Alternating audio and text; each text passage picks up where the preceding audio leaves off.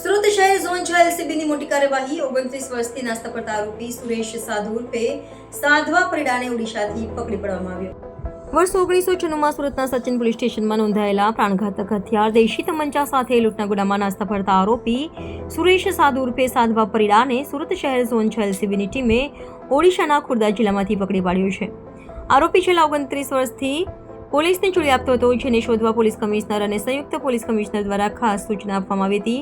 તેના આધારે નાયબ પોલીસ કમિશનર શ્રીના સુપરવિઝનમાં ઝોન 6 એલસીબીની ટીમે ટેકનિકલ તથા હ્યુમન ઇન્ટેલિજન્સના આધારે તપાસ હાથ ધરી।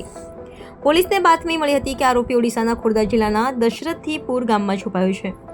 પોલીસ ટીમ 1800 કિલોમીટર દૂર જઈ કામદાર, લોન્ડ્રી બોય અને ઈંડાની લારીવાળાની વેશભૂષા ધારણ કરીને 5 દિવસ સુધી તપાસ ચલાવી।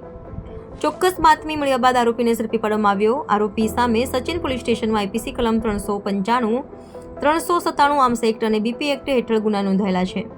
આ કામગીરીમાં police sub inspector PR Sangada અને તેમની ટીમે મહત્વની ભૂમિકા ભજવી હતી। આરોપીને પકડવા માટે લાંબી મહેનત પછી પોલીસ માટે આ એક મોટી સફળતા માનવામાં આવી છે। હવે સુરત પોલીસે વધુ તપાસ શરૂ કરી છે અને આરોપી જોડાયેલા અન્ય ગુનાઓમાં તાર પણ ખંધી રહી છે।